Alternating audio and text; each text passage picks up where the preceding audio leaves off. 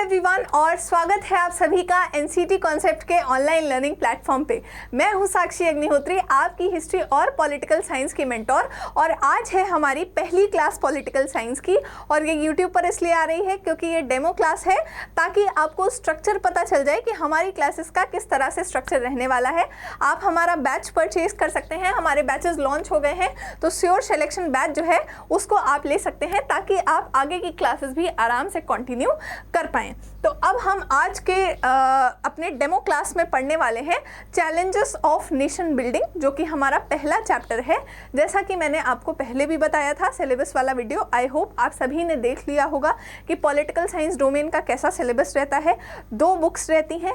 पहली जो बुक है वो है politics in India since independence, यानी कि स्वतंत्र भारत में राजनीति किस तरह से चल रही है। तो जब हमारा भारत स्वतंत्र हुआ तो उसके बाद हमारे राष्ट्र के सामने, हमारे नेशन के सामने, हमारी कंट्री के सामने कौन कौन से चैलेंजेस आए, कौन कौन सी चुनौतियां आई, वो हम इस चैप्टर में डिस्कस करने वाले हैं। तो मुख्यतः 3 तरह की चुनौतियां आई थी, उन तीनों चुनौतियों को डिस्कस करेंगे।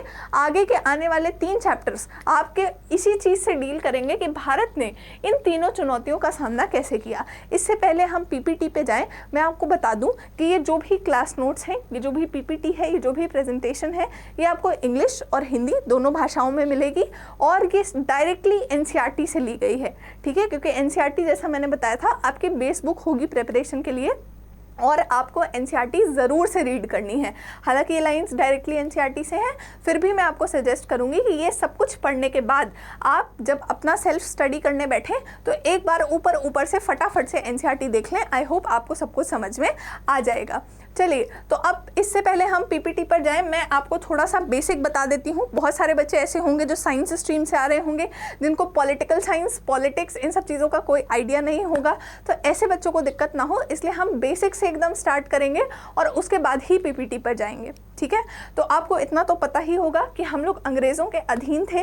फिर भारत में चलता है राष्ट्रीय स्तर पर आंदोलन। ठीक है, इंडियन नेशनल मूवमेंट, राष्ट्रीय स्तर पर आंदोलन चलता है। बहुत सारे प्रमुख नेता, जैसे कुछ नेताओं के नाम आपको पता ही होंगे, महात्मा गांधी, सरदार वल्लभ भाई पटेल, ठीक है, ऐसे बहुत सारे नेता, बहुत सारे शहीद जैसे भगत सिंह, चंद्रशेखर आज़ाद, ये सभी जुड़ते हैं इस आंदोलन के साथ। और बहुत लंबे स्ट्रगल के बाद, बहुत व्यापक जो है स्ट्रगल के बाद हमें हमारी आज़ादी मिलती है। तो हमें आज़ादी कब मिली? तो हमें आज़ादी मिलती है 1947 में। दिन तो सभी को पता होगा, 15 अगस्त को, है ना, स्कूल जाते हैं सब, लड्डू मिलते हैं सबको।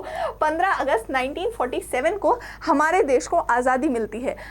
लेकिन एक बात आपको याद रखनी है, आज़ादी ब्रिटिशर्स से मिलती है तो जो एक्ट के थ्रू मिलती है उसको इंडिया इंडिपेंडेंस एक्ट, भारत स्वतंत्रता अधिनियम बोला जाता है। नहीं भी याद रखेंगे तो भी चलेगा, just for the sake of information मैंने बताया आपको। 15 अगस्त को इंडिपेंडेंस मिलने के बाद, इंडिपेंडेंस तो इंडिया को मिली, लेकिन इंडिपेंडेंस के साथ क्या मिलता है? पार्टीशन मिलता है। पार्टीशन बोले तो विभाजन। जो हमारा बड़ा सा भारत था वो 2 देशों में विभाजित हो जाता है। एक देश जो होता है वो, जैसा कि आपको पता है, इंडिया, ठीक है, और दूसरा जो देश होता है वो होता है पाकिस्तान। ठीक है, और पाकिस्तान में भी एक यहाँ पे चीज़ होती है कि 2 एरियाज डिसाइड किए जाते हैं। एक है पूर्वी पाकिस्तान और एक है पश्चिमी पाकिस्तान, यानी कि बोले तो ईस्टर्न पाकिस्तान जो अभी आप देखते हैं, और दूसरा है वेस्टर्न पाकिस्तान जो इस समय का बांग्लादेश है। वो पहले डिवाइड होकर के वेस्टर्न पाकिस्तान बना था। अच्छा, ये विभाजन क्यों किया गया? ये विभाजन दरअसल जो है ये द्विराष्ट्रीय सिद्धांत पर बेस्ड था, 2 नेशन थ्योरी पर बेस्ड था। ये जो 2 नेशन थ्योरी है ये मुस्लिम लीग की थी। जिस तरह से कांग्रेस थी भारत में, उसी तरह से एक मुस्लिम लीग भी थी, ठीक है, जिसके लीडर थे मोहम्मद अली जिन्ना। ठीक है, तो ये जो द्विराष्ट्रीय सिद्धांत था ये इसी मुस्लिम लीग का था। इनका कहना था कि भारत में हिंदू भी हैं, भारत में मुसलमान भी हैं, और मुसलमानों के जो चैलेंजेस हैं, उनकी जो नीड्स हैं वो हिंदुओं से अलग हैं, इसलिए हमें एक अलग राष्ट्र चाहिए। हमारी आइडेंटिटी आपसे अलग है, इसलिए आप हमें एक अलग देश दो। हमारी पॉपुलेशन भी बहुत ज़्यादा है, तो इसलिए हमें एक अलग देश चाहिए। तो आपको ये याद रखना है, ये जो पार्टीशन हुआ था, ये जो विभाजन हुआ था, इसका आधार क्या था? तो ये धर्म के आधार पर हुआ था, ठीक है, धर्म के आधार पर हुआ था। ऐसा माना गया था कि जहाँ पर हिंदू पॉपुलेशन ज़्यादा होगी उसको इंडिया बना दिया जाएगा, और जहाँ पर मुस्लिम पॉपुलेशन ज़्यादा होगी उसको पाकिस्तान के एरिया में रखा जाएगा। तभी यहाँ पर ईस्ट पाकिस्तान और वेस्ट पाकिस्तान का कॉन्सेप्ट आया, क्योंकि एक जगह ईस्ट पाकिस्तान जो है आज के टाइम पे, वहाँ पे मुस्लिम पॉपुलेशन ज़्यादा थी तो वो कट के पाकिस्तान बना, और एक बंगाल के साइड पे मुस्लिम पॉपुलेशन बहुत ज़्यादा थी तो वहाँ से कट करके वेस्ट पाकिस्तान को बना दिया गया। अच्छा, हालांकि पाकिस्तान जो है आज भी आप देखेंगे तो एक इस्लामिक स्टेट है, इस्लाम के रूल्स पे बना है, इस्लाम के उस पे बना है, मतलब इस्लाम को कह सकते हैं बेसिस मान करके बना है। लेकिन क्या इंडिया में ऐसा कुछ भी किया गया? तो इंडिया में ऐसा कुछ भी नहीं किया गया। इंडिया में ये बोला गया कि ऐसा कुछ भी नहीं है, धार्मिक आधार पे आपको जहाँ जाना हो आप जाने के लिए स्वतंत्र हैं। इंडिया में सभी धर्मों के लोग रह सकते हैं। अगर आप इंडिया के संविधान की प्रस्तावना पढ़ेंगे तो आपको पता चलेगा कि इंडिया एक सेक्युलर स्टेट है, यानी कि इंडिया एक धर्मनिरपेक्ष राज्य है, यानी कि न धर्म का राज्य के कार्यों में हस्तक्षेप, न राज्य का धर्म के कार्यों में हस्तक्षेप, ठीक है। इस तरह का सिस्टम यहाँ पर देखने को मिलता है। तो कुल मिलाकर के धर्म के आधार पर कर दिया जाता है पार्टीशन, इंडिया हो जाता है अलग, पाकिस्तान हो जाता है अलग। इस चैप्टर में हमको क्या पढ़ना है? सबसे पहली चीज़ हमें पढ़नी है कि जो विभाजन हुआ इसके क्या क्या दुष्परिणाम हुए। सबसे पहली बात, विभाजन किस तरह से हुआ, कैसे हुआ, और विभाजन के क्या क्या दुष्परिणाम हमें देखने को मिलते हैं। और दूसरी चीज़ हमें पढ़नी है, हो गया भाई विभाजन, मिल गया हमें इंडिया, तो इंडिया जैसे आज है कि उत्तर प्रदेश है, मध्य प्रदेश है, उड़ीसा है, झारखंड है, ऐसा नहीं मिला था। जिस समय हमें इंडिया इंडिपेंडेंट होकर के मिला था तो बहुत सारे प्रांत और बहुत सारी रियासतें यानी कि जहाँ पे राजा महाराजा राजकुमार लोग रहते थे, ठीक है, तो बहुत सारी रियासतें और बहुत सारे प्रांत थे उस समय पे। तो किस तरह से उनको एकीकृत करके एक राष्ट्र बनाया गया, ये भी हम इस चैप्टर में पढ़ने वाले हैं। तो जिस समय इंडिया आज़ाद हुआ तो हमारे सामने मुख्यतः 3 चुनौतियां थी, ठीक है। अभी हम एक नई स्लाइड लेंगे और आपको मैं बताती हूँ उन 3 चैलेंजेस के बारे में, ठीक है। तो सबसे पहला चैलेंज क्या था कि जिस समय ब्रिटिशर्स इंडिया को छोड़ करके गए, मैंने आपको बताया कि भारत में प्रांत थे, ठीक है, और भारत में रियासतें थीं। दरअसल यहाँ पे लूप होल क्या हो गया कि ब्रिटिशर्स ने बताया, अब देखिए इसको कहानी की तरह सुनिए, जब पीपीटी पे जाएंगे तो हम रीड कर देंगे, ठीक है। ब्रिटिशर्स ये बोल करके गए कि ये जितनी भी रियासतें हैं, लगभग 565 जो रियासतें हैं, ये फ्री हैं, या तो ये इंडिया में चली जाएं, या तो ये पाकिस्तान में चली जाएं, या तो ये इंडिपेंडेंट यानी कि स्वतंत्र रह लें। अब अगर आप सोचिए कि बीच की कोई रियासत उठ के बोलती है कि उसको पाकिस्तान में जाना है, या वो बोलती है कि नहीं हमको अलग देश बनाना है, तो ये कितनी जो है मुश्किल की बात हो जाएगी। इतनी सारी रियासतें हैं, अगर इस तरह से होगा तो भारत तो छिन्न भिन्न हो जाएगा, हमारे देश का तो अस्तित्व खतरे में आ जाएगा। तो सबसे पहला चैलेंज हमारे सामने क्या था कि हम एक एकीकृत राष्ट्र किस तरह से बनाएं, राज्यों का एकीकरण किस तरह से करें, राज्यों में यूनिटी किस तरह से लेके आए, एक यूनिफाइड कंट्री किस तरह से क्रिएट करें, ठीक है। तो सबसे पहला चैलेंज, सबसे पहली चुनौती हमारे सामने क्या थी? एकीकरण की चुनौती, ठीक है। किस तरह से इन सारी रियासतों को, इन सारे प्रांतों को कन्विंस किया जाए, मनाया जाए कि ये भारत के साथ आए, और एक बार ये भारत के साथ आ जाएं तो किस तरह से राज्यों की बाउंड्री को ड्रॉ किया जाए, ये थी हमारी सबसे पहली चुनौती। दूसरी चुनौती क्या थी? अब भाई भारत तो बन गया, ठीक है, क्या यहाँ पे राजा महाराजाओं का रूल चलेगा? नहीं।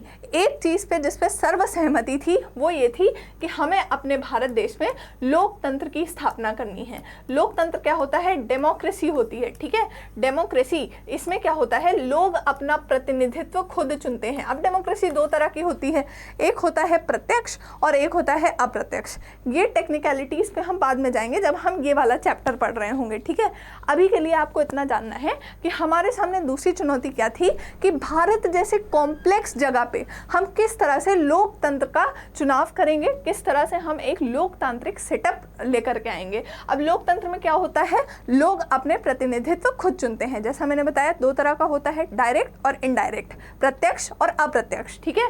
तो अब लोग अपने प्रतिनिधित्व खुद चुनेंगे तो क्या करवाना पड़ेगा? यहाँ पे चुनाव। तो इस चैप्टर में हम पढ़ेंगे कि किस तरह से चुनाव आयोग की स्थापना होती है, किस तरह से भारत में इलेक्शन करवाए जाते हैं। अब पहली बार इलेक्शन हो रहे थे भाई, बहुत सारे लोग अनपढ़ भी थे, तो उसमें क्या क्या चैलेंजेस आते हैं, ये हमारा दूसरा चैलेंज। तो पहली चुनौती एकीकरण किस तरह से करना है, दूसरी चुनौती भारत में लोकतंत्र की स्थापना किस तरह से होगी, और तीसरी चुनौती कि सब कुछ हो गया भाई, पॉलिटिकल सिस्टम सेटअप हो गया, जब तक पैसा नहीं होगा तब तक कुछ नहीं होने वाला। तो इकोनॉमिक हम अब विकास किस तरह से करेंगे, हम अपने यहाँ आर्थिक विकास, और एक तरह से अगर देखा जाए तो ना सिर्फ आर्थिक बल्कि ओवरऑल हर फील्ड में डेवलपमेंट किस तरह से करेंगे, विकास किस तरह से करेंगे, वो हमारे सामने एक बहुत बड़ी चुनौती थी। ठीक है, तो ये जो पहला चैप्टर है चैलेंजेस ऑफ नेशन बिल्डिंग, राष्ट्र निर्माण की चुनौती। अभी तो राष्ट्र आज़ाद हुआ है, अभी तो एक इंडिपेंडेंट देश मिला है, अब इसको हम किस तरह से बनाएंगे भाई।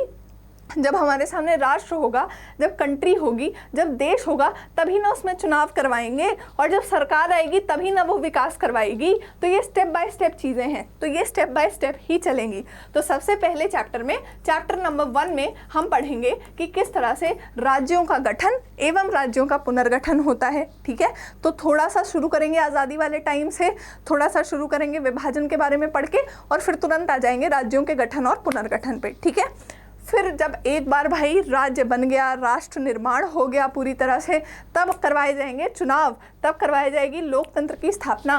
तो आप देखें, अगर आप देखें तो हमारे देश को इंडिपेंडेंस मिल गई थी 1947 में, लेकिन ये एकीकरण वगैरह वाला काम करने में इतनी देरी लग गई कि हमारे यहाँ जो सबसे पहले चुनाव हैं वो 1952 में करवाए गए। और भी बहुत सारे रीज़न थे इतनी देरी होने के, लेकिन 1952 में हमारे यहाँ सबसे पहली बार चुनाव करवाए जाते हैं। जस्ट अ सेकेंड, पानी पी लेते हैं, तबीयत दरअसल थोड़ी सी ठीक नहीं है।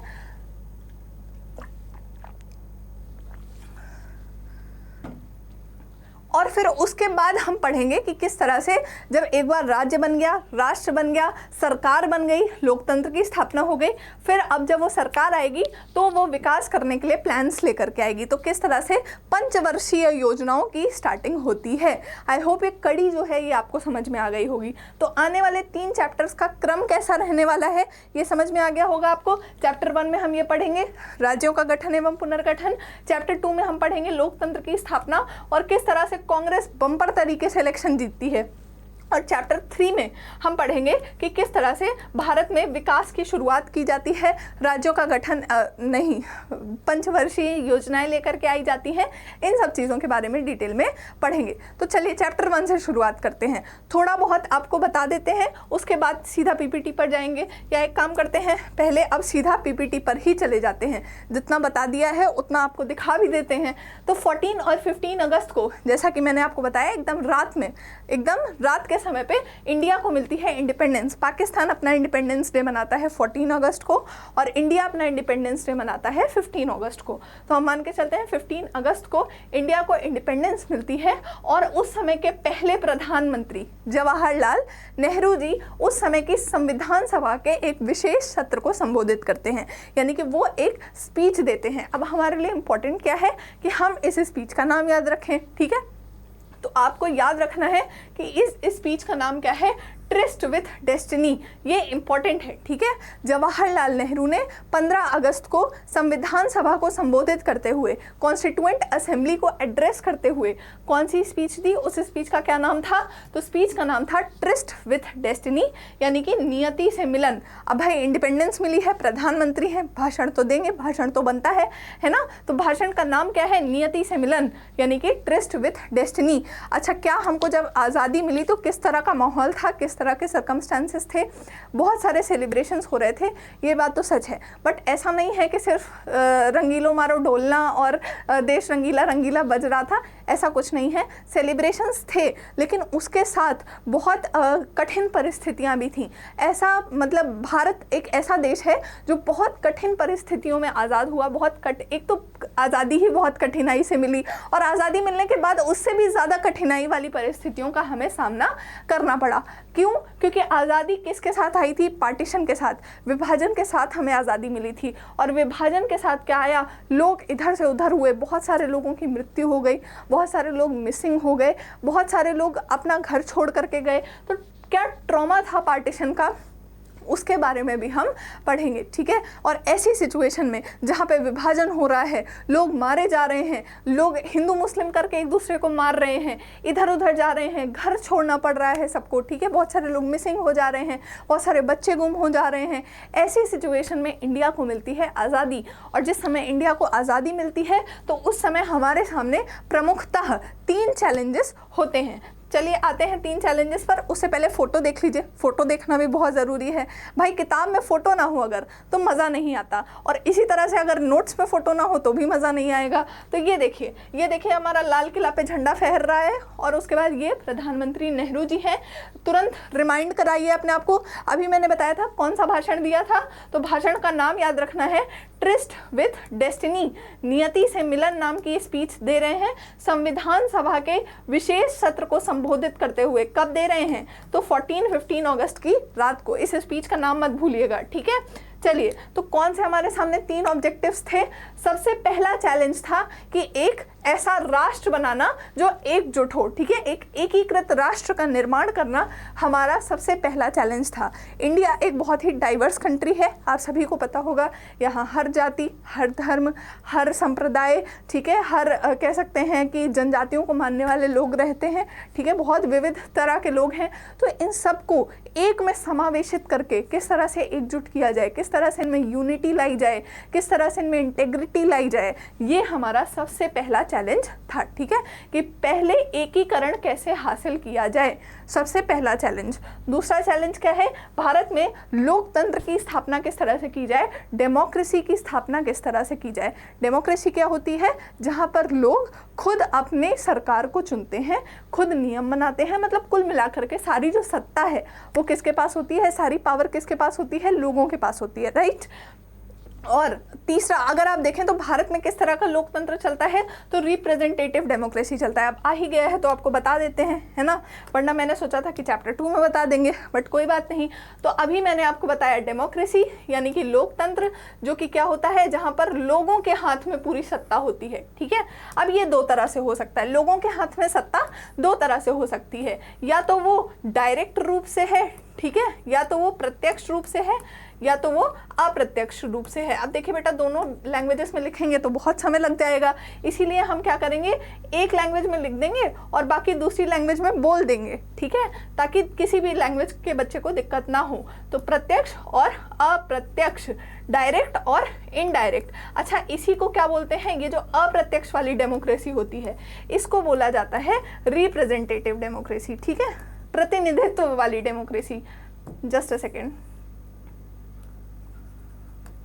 इसको बोलते हैं रिप्रेजेंटेटिव डेमोक्रेसी, प्रतिनिधित्व लोकतंत्र। देखिए, इंग्लिश में लिख दिया, हिंदी में बोल दिया, प्रतिनिधित्व लोकतंत्र। और डायरेक्ट वाली का एक और नाम है पार्टिसिपेटरी डेमोक्रेसी, ठीक है, पार्टिसिपेटरी डेमोक्रेसी। अब समझ लीजिए कि दोनों में होता क्या है। जो अप्रत्यक्ष वाली है वो इंडिया का सिस्टम है। कैसे, जैसे मान लीजिए कि आप क्या करेंगे, वोट देंगे, वोट देके किसी को नियुक्त करेंगे, वो जा करके विधानसभा या लोकसभा में जा करके आपके लिए नियम बनाएंगे, ठीक है। मतलब पावर आपके हाथ में नहीं है डायरेक्ट, लेकिन एक तरह से देखा जाए तो आपके ही हाथ में है। अगर आज आपको बीजेपी का काम नहीं पसंद आता, बाई चांस, अभी जैसे गवर्नमेंट बीजेपी की है, ठीक है, तो एग्जाम्पल देने के लिए मुझे ऐसे पॉलिटिकल टर्म्स यूज़ करने पड़ेंगे, तो डोंट गेट ऑफेंडेड। मैं किसी पार्टी को या किसी उसको टारगेट नहीं कर रही हूँ, या जो भी है वो आप सबके अलग अलग पॉलिटिकल ओपिनियंस होते हैं, ठीक है। मान लीजिए आज आपको बीजेपी का काम नहीं पसंद आता, ठीक है, तो अगले चुनाव में क्या करेंगे, आप बीजेपी वालों को वोट नहीं देंगे, किसी दूसरी पार्टी को वोट देंगे, वो लोग पावर में आकर के नियम बनाएंगे, ठीक है, तो और बीजेपी हट जाएगी। मान लीजिए आपको बीजेपी का काम बहुत पसंद आता है, तो आप क्या करेंगे, फिर से बीजेपी को वोट देंगे, वो जा करके आपके लिए नियम बनाएंगे। तो इसमें क्या है, पावर आपके पास डायरेक्ट रूप से नहीं है, बट इनडायरेक्ट रूप से आपके ही पास है। मतलब आप अपने पावर का इस्तेमाल करके किसी ऐसे इंसान को पावर देंगे जो देश चलाए, जो सरकार चलाए, ठीक है। इसको बोला जाता है इनडायरेक्ट डेमोक्रेसी।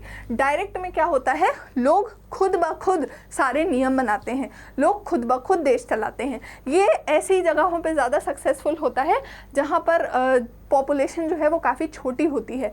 वोटिंग करा के, रेफरेंडम करा के, ठीक है, ऐसी चीज़ें करा के ये डायरेक्ट वाला लोकतंत्र जो है वो प्रैक्टिस किया जाता है। और अप्रत्यक्ष तो मैंने आपको बता ही दिया। तो इंडिया में कैसा सिस्टम जो है फॉलो होता है? अप्रत्यक्ष लोकतंत्र, प्रतिनिधि लोकतंत्र, representative democracy, indirect democracy follow होती है। हम लोग वोट देते हैं और फिर MP MLA वगैरह जा करके हमारे लिए नियम कानून बनाते हैं, ठीक है। तो दूसरी चुनौती थी हमारे सामने लोकतंत्र की स्थापना करना। और तीसरी चुनौती क्या थी? ये थी कि डेवलपमेंट किस तरह से होगा पूरी सोसाइटी का, ओवरऑल डेवलपमेंट, ठीक है, पूरे समाज का विकास, पूरे समाज का कल्याण हम किस तरह से सुनिश्चित करेंगे। ये 3 प्रमुखता हमारे सामने चैलेंजेस थे, ठीक है। तो पहले चैप्टर में हम सबसे पहले चैलेंज पर फोकस करेंगे, जो ये था कि राज्यों का एकीकरण और राष्ट्र का एकीकरण किस तरह से होगा।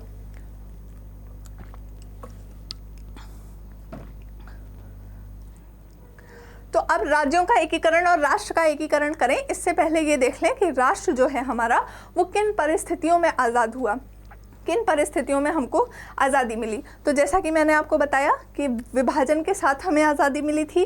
पाकिस्तान और इंडिया 2 देश हो गए थे अलग। पाकिस्तान जो है ईस्ट पाकिस्तान और वेस्ट पाकिस्तान, पूर्वी पाकिस्तान और पश्चिमी पाकिस्तान में विभाजित हो गया था। और जो पूर्वी पाकिस्तान है वो कौन सा है? बांग्लादेश वाला पोर्शन है, ठीक है, जो 1971 में जिसको आज़ादी मिली थी, ठीक है। तो यहीं पे लिखा हुआ है 2 नेशन स्टेट्स आए एग्जिस्टेंस में, इंडिया और पाकिस्तान, ठीक है। और पाकिस्तान और भारत का विभाजन हो गया। और ये विभाजन किस बेसिस पे हुआ था? याद रखिएगा, मुस्लिम लीग द्वारा प्रस्तुत किया गया द्विराष्ट्र सिद्धांत, ठीक है, 2 नेशन थ्योरी।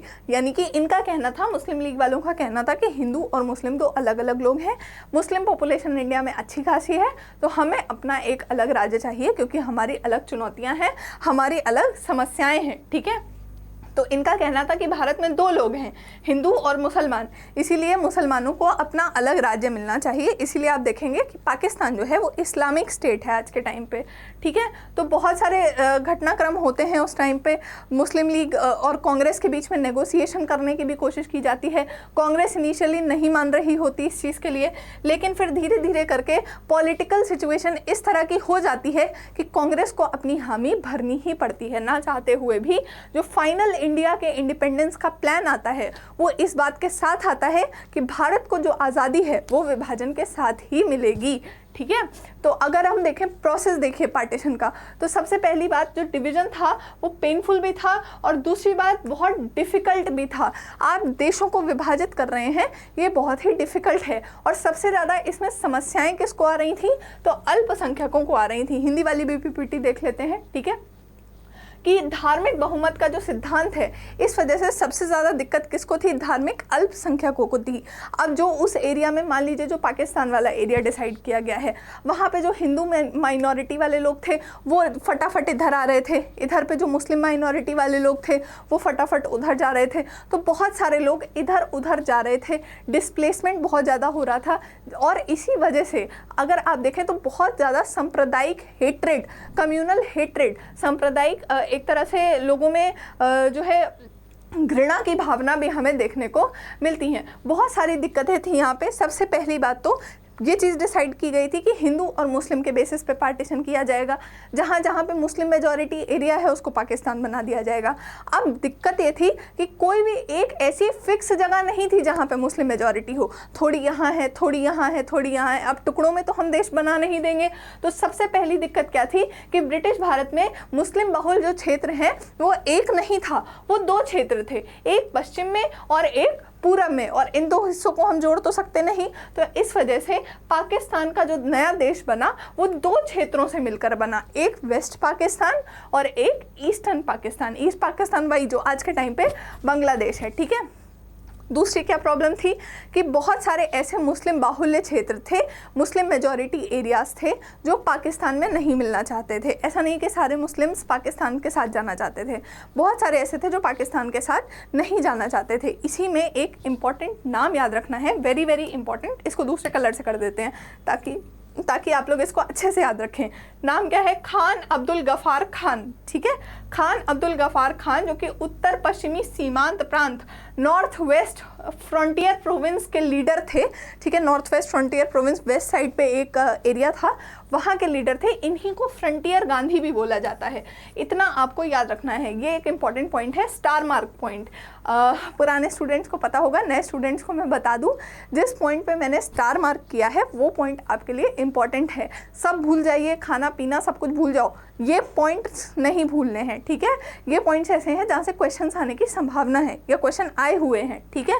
तो फ्रंटियर गांधी बोला जाता था खान अब्दुल गफ्फार खान को, जो कि नॉर्थ वेस्ट फ्रंटियर प्रोविंस के लीडर थे। ये पाकिस्तान के साथ नहीं जाना चाहते थे, लेकिन क्या इनकी बात मानी गई? नहीं मानी गई, और नॉर्थ वेस्ट फ्रंटियर प्रोविंस को पाकिस्तान के साथ मिला दिया गया, ठीक है।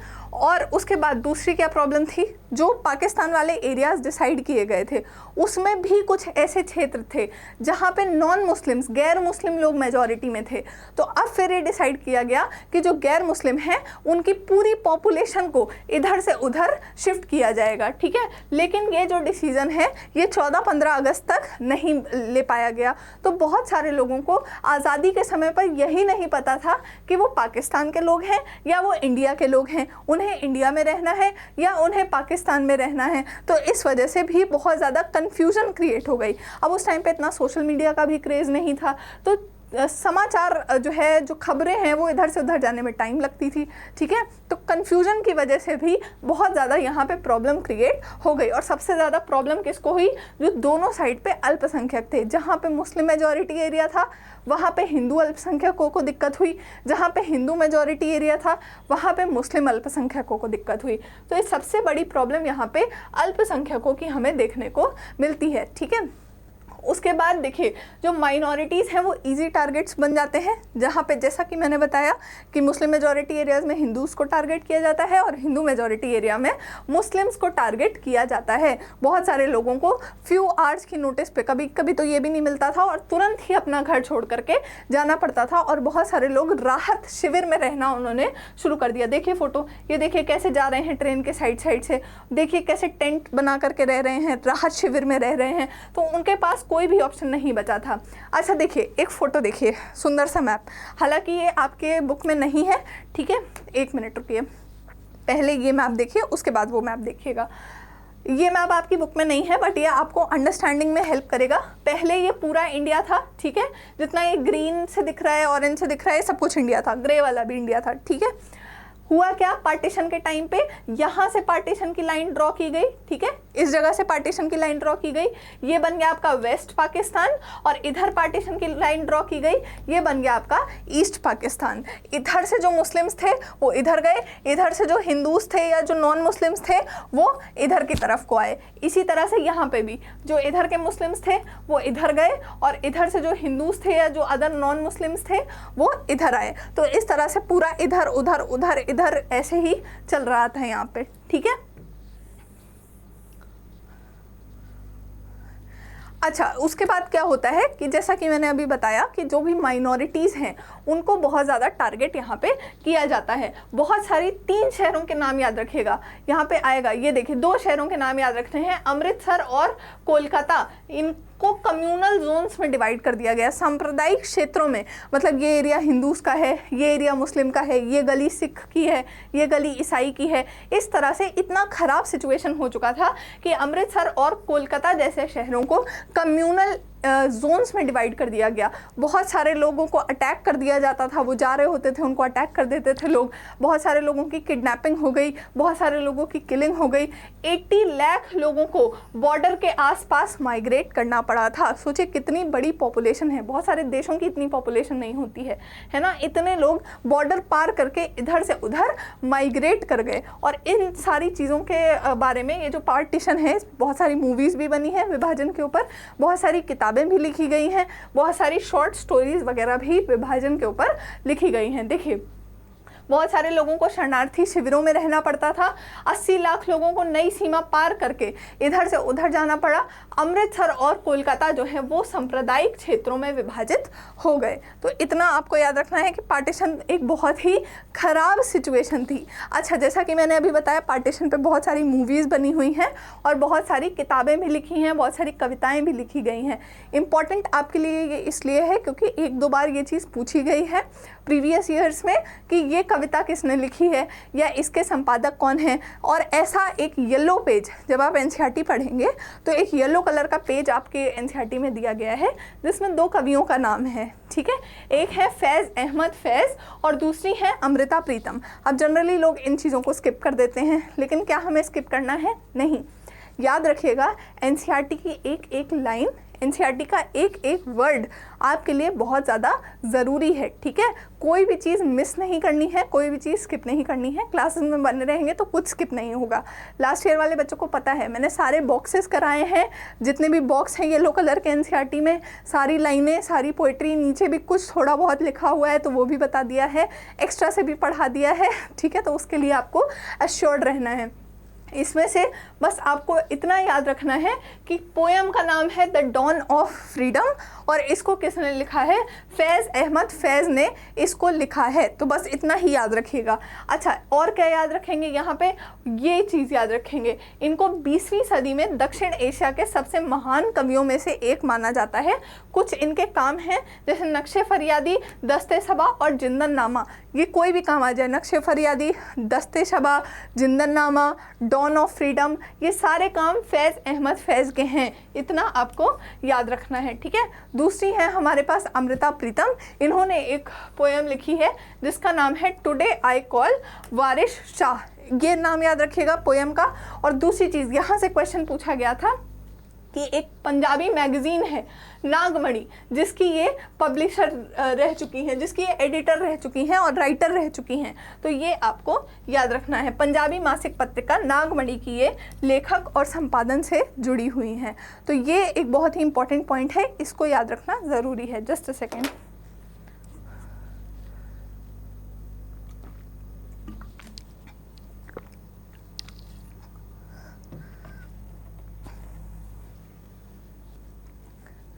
चलिए आगे बढ़ते हैं।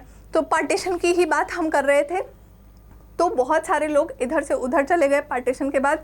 अच्छा, जिस समय पार्टीशन हो गया, सारी पॉपुलेशन इधर से उधर मूव कर गई। ये हुआ कि मुस्लिम्स जो हैं वो पाकिस्तान जाएंगे, इंडिया में हिंदूज़ रहेंगे। खैर, इंडिया में तो ये था कि सब लोग रह सकते हैं, सभी धर्म के लोग रह सकते हैं। तो जिस समय पार्टीशन हुआ, उस समय पार्टीशन के माइग्रेशन के बाद, यानी कि मुस्लिमों के इधर से उधर माइग्रेट करने के बाद भी, पलायन के बाद भी भारत में मुस्लिम आबादी लगभग 12% थी, ठीक है। मतलब एक अच्छा खासा परसेंटेज ऑफ मुस्लिम्स जो हैं वो इंडिया के अंदर रह रहे थे। तो क्या ये इंडिया ने ये डिसाइड किया कि भाई देखो ऐसा है, सब लोग, सारे रिलीजन के लोग यहाँ पे आपसी सौहार्द के साथ, आपसी प्रेम के साथ, आपसी मेल मिलाप के साथ रहेंगे। तो ऐसी कोई समस्या यहाँ पे पॉपुलेशन में नहीं आई। लेकिन अगर वहीं आप देखेंगे पाकिस्तान में, तो जिस समय हमारी इंडिपेंडेंस हुई थी, तो जिस समय इंडिपेंडेंस हुई थी, पार्टीशन हुई थी, तो उस समय वहाँ पे हिंदूज़ की पॉपुलेशन बहुत ज़्यादा थी। और अभी के बहुत ज़्यादा नहीं, बट इसी के अराउंड पे थी, 12-13% के अराउंड पे ही थी।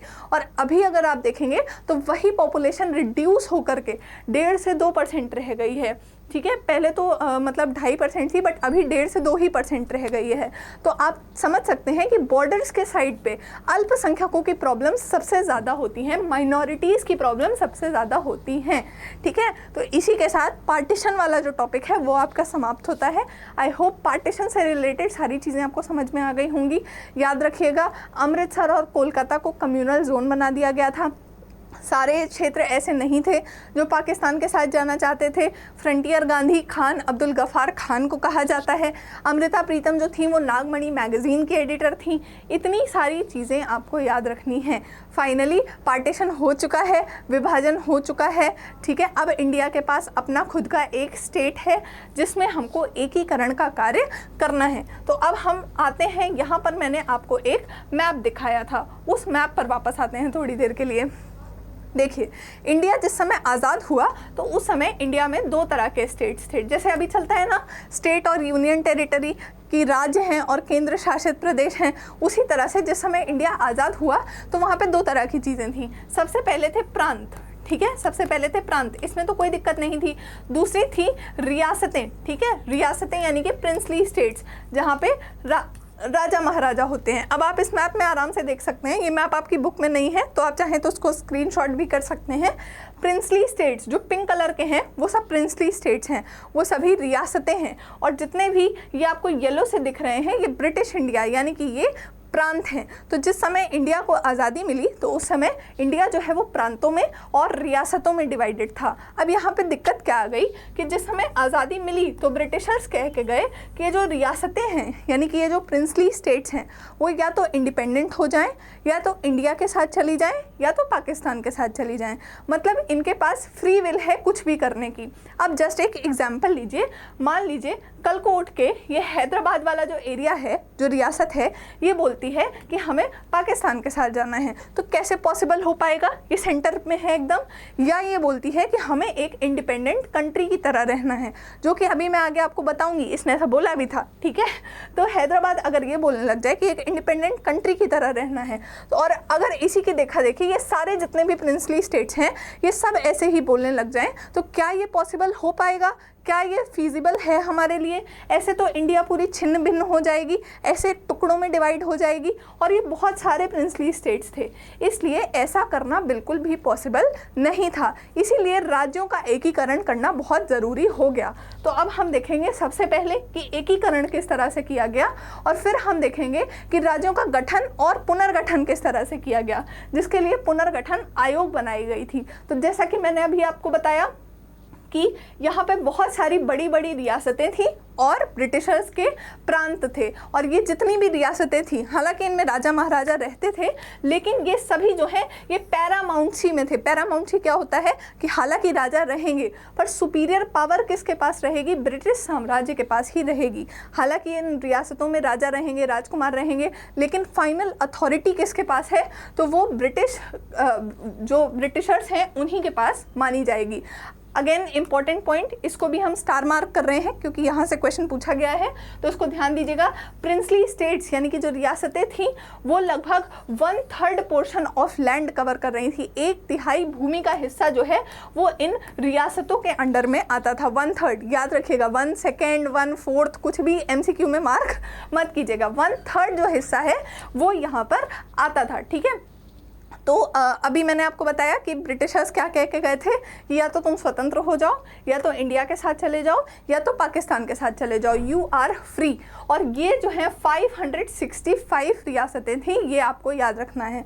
अब देखिए सबसे पहले, अब ये भी इम्पॉर्टेंट है, ठीक है, सबसे पहले त्रावणकोर, एक मिनट यहाँ पे आई गेस ये छूट गया है PPT में।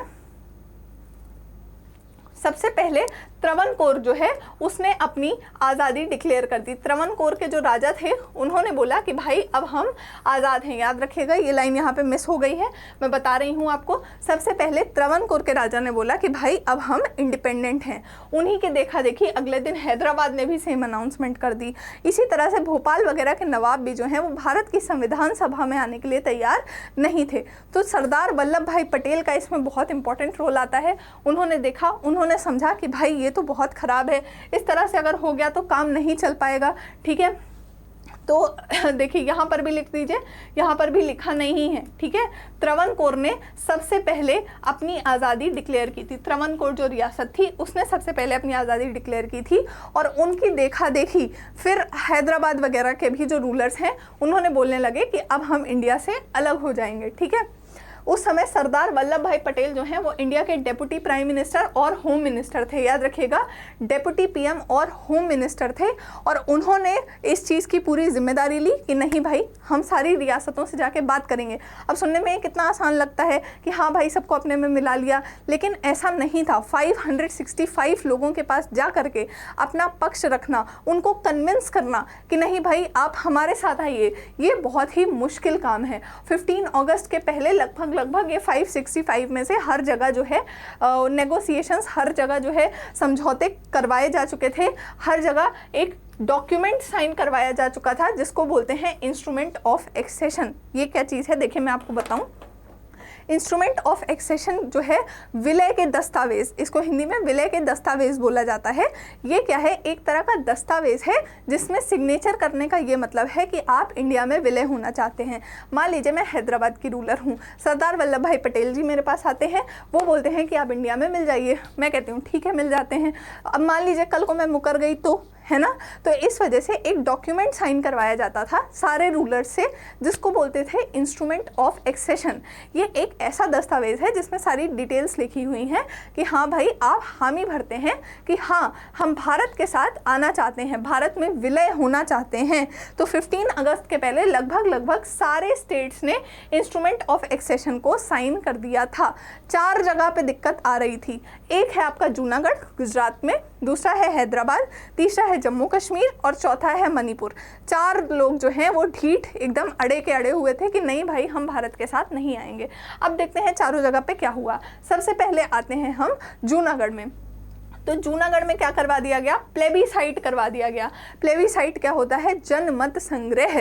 जनमत संग्रह क्या होता है ये भी सुन लीजिए। जैसे एक जगह पे मान लीजिए 30 लोग रह रहे हैं, एक डिसीजन लेना है। मान लीजिए जूनागढ़ में 30 लोग रह रहे हैं फॉर एग्जाम्पल। अब ये डिसीजन लेना है कि क्या जूनागढ़ को इंडिया के साथ आना चाहिए या जूनागढ़ को इंडिया के साथ नहीं आना चाहिए। मान लीजिए इन 30 में 25 लोग बोलते हैं कि नहीं जूनागढ़ को इंडिया के साथ जाना चाहिए। इसी को बोला जाता है जनमत संग्रह। वहाँ के जो जन हैं, वहाँ के जो लोग हैं, उनका क्या मत है हम उसको संग्रहित करके देखेंगे। ठीक है, वहाँ के जो लोग हैं उनके वोट्स को, उनके मत को, उनकी विश को, ठीक है, हम देखेंगे कि वो क्या चाह रहे हैं। उसको इकट्ठा करके, उसको एकत्रित करके उसी हिसाब से फैसला लिया जाएगा। एक आपने सुना होगा एक स्टेटमेंट है मेजॉरिटी विंस, है ना, कि जहाँ बहुमत है वही जीतेगा। तो वही बात है, ये सेम वैसा ही कॉन्सेप्ट है प्लेबीसाइट। ठीक है, जूनागढ़ में क्या करवा दिया गया, जनमत संग्रह करवा दिया गया और जूनागढ़ के लोगों ने कहा कि हमें भारत में शामिल होना है और इसके बाद जूनागढ़ भारत में शामिल हो गया। अब बाकी स्टेट्स में क्या हुआ था इसके बारे में हम बाद में डिस्कस करेंगे। ठीक है, इसके बारे में अब हम अपनी नेक्स्ट क्लासेस में डिस्कस करेंगे। आई होप आज की क्लास आपको समझ में आ गई होगी। फटाफट से सम अप कर देते हैं कि आज हमने क्या क्या पढ़ा। तो हम देखते हैं कि 1947 के बाद भारत को किस तरह से आज़ादी मिलती है। आज़ादी के साथ मिलता है पार्टीशन। पार्टीशन की क्या क्या समस्याएं आती हैं। भाई एक कोई सिंगल ऐसी जगह नहीं है जहाँ मुस्लिम मेजॉरिटी हो कि हम पार्टीशन कर दें। बहुत सारे मुस्लिम मेजॉरिटी एरिया ऐसे भी हैं जो पाकिस्तान के साथ नहीं जाना चाहते। बहुत सारे मुस्लिम मेजॉरिटी एरिया ऐसे भी हैं जिनमें बहुत सारे नॉन मुस्लिम्स भी रह रहे हैं। तो ये इतनी सारी प्रॉब्लम्स हैं, लेकिन फाइनली पार्टीशन कर दिया जाता है। बहुत सारे लोगों को इधर से उधर, उधर से इधर जाना पड़ता है। 80 लाख लोग पलायन कर जाते हैं। ठीक है, बहुत सारे लोग मारे जाते हैं, बहुत सारे लोग किडनैप हो जाते हैं, मिसिंग हो जाते हैं। ठीक है, मर्डर्स हो जाते हैं सबके, उनको अपने घर छोड़ने पड़ते हैं। तो कुल मिला के हमने देखा पार्टीशन की क्या क्या चुनौतियां थीं। दूसरे नंबर पे हमने देखा कि जिस समय ब्रिटिशर्स भारत छोड़ के गए तो उस समय भारत में रियासतें थीं और प्रांत थे। तो रियासतों ने किस तरह से जो है भारत के साथ किस तरह से सरदार वल्लभ भाई पटेल के कंट्रीब्यूशन से बहुत सारी रियासतें जो कि 565 थीं वो भारत के साथ विलय होने के लिए तैयार होती हैं। 4 रियासतें ऐसी थीं जहाँ पे विलय में समस्या थी, जूनागढ़, हैदराबाद, जम्मू कश्मीर और मणिपुर। तो जूनागढ़ का मैंने आपको बता दिया, जनमत संग्रह से सारा काम हो गया। अब नेक्स्ट लेक्चर में हम बात करेंगे कि किस तरह से हैदराबाद वगैरह का काम हुआ। रुक जाइएगा, अभी क्विट मत कीजिएगा, आगे MCQ भी हैं। ठीक है, हर क्लास के बाद हम MCQ क्वेश्चंस भी करेंगे। एनीवेज, एक बार फटाफट से मैं आपको सारे इंपॉर्टेंट फैक्ट्स बता देती हूँ आज की क्लास के, जो आपको एकदम याद रखने हैं। जवाहरलाल नेहरू जी की स्पीच का नाम है tryst with destiny. Amrita Pritam Nagmani magazine की एडिटर थी, याद रखिएगा। फैज़ अहमद फैज़ ने डॉन ऑफ फ्रीडम करके एक पोएम लिखी है, ये भी आप याद रखिएगा। उसके बाद 80 लाख लोग ने माइग्रेट कर दिया था, पलायन कर दिया था। अमृतसर और कोलकाता सांप्रदायिक क्षेत्रों में यानी कि कम्युनल जोन्स में डिवाइड हो गए थे, ये भी आपको याद रखना है। 565 रियासतें यानी कि प्रिंसली स्टेट्स थे जो कि भारत का 1/3 एरिया, 1/3 एरिया जो है वो कवर करते हैं। चलिए, इतने फैक्ट्स हैं इंपॉर्टेंट। अब आते हैं क्वेश्चंस के ऊपर। सबसे पहला क्वेश्चन है जवाहरलाल नेहरू की स्पीच, जस्ट अभी मैंने आपको बताया ट्रिस्ट विथ डेस्टिनी, जो कि उन्होंने संविधान सभा के एक विशेष सत्र को संबोधित करते हुए दी थी। ट्रिस्ट विद डेस्टिनी को ही हिंदी में बोलते हैं नियति से मिलन। पंजाबी मैगजीन अमृता प्रीतम जिससे एसोसिएटेड रह चुकी हैं वो है नागमणि। अब बहुत सारे लोग में भी वारिस शाह नून लगा दें, लेकिन ये उनकी लिखी हुई पोयम है, ठीक है, ये उनकी लिखी हुई कविता है। ये वो मैगजीन है जिसकी वो एडिटर थी। और ये दोनों वर्क किसके हैं? तो ये दोनों वर्क हैं फैज़ अहमद फैज़ के, ठीक है। सुबह आज़ादी, जिंदन नामा, ये सब फैज़ अहमद फैज़ के वर्क हैं, ठीक है। फ्रंटियर गांधी किसको कहा जाता था? खान अब्दुल गफ़ार खान को सीमांत गांधी यानी कि फ्रंटियर गांधी कहा जाता था, ठीक है। चलिए, हैदराबाद के रूलर को क्या बोलते हैं? अब ये थोड़ा सा नया है। जैसे लखनऊ के रूलर्स को आपने सुना होगा नवाब बोलते हैं, उसी तरह से राजस्थान में जाएंगे तो राणा महाराणा ऐसे बोलते हैं, या फिर अगर थोड़ा सा नॉर्थ इंडिया में देखें तो महाराजा बोलते थे। उसी तरह से हैदराबाद के रूलर को क्या बोला जाता था? निज़ाम बोला जाता था, ठीक है। ये एक टाइटल है, जैसे बोलते हैं ना नवाब वाजिद अली शाह या महाराणा प्रताप, महाराणा उदय सिंह, है ना, राणा प्रताप, इस तरह से। तो उसी तरह से हैदराबाद के जो रूलर का टाइटल था वो क्या था? निज़ाम था, ठीक है। चलिए, प्रिंसली स्टेट्स के बारे में कौन सा स्टेटमेंट करेक्ट नहीं है? अच्छा, क्वेश्चंस में ये चीज़ ज़रूर से ध्यान रखिएगा, ये ऐसे वर्ड्स नॉट करेक्ट, करेक्ट मत मार्क करना है, नॉट करेक्ट मार्क करना है। आप चाहें तो वीडियो पॉज करके इसका आंसर खुद देने की कोशिश करिएगा। इनफैक्ट आई वुड सजेस्ट कि इसका आंसर आप सभी लोग कॉमेंट सेक्शन में ज़रूर से दीजिएगा कि इसका सही आंसर क्या होगा, ठीक है। इसके अलावा आपको कोई भी डाउट हो तो कॉमेंट सेक्शन में ज़रूर से पूछेगा। I will try to answer all of them and that's all for this lecture. जल्दी से जल्दी आप सभी लोग बैच ज़रूर से ज्वाइन कर लीजिएगा ताकि आपके कोई भी बैकलॉग्स ना हो। चलिए, नेक्स्ट क्लास में मिलते हैं। Thank you so much.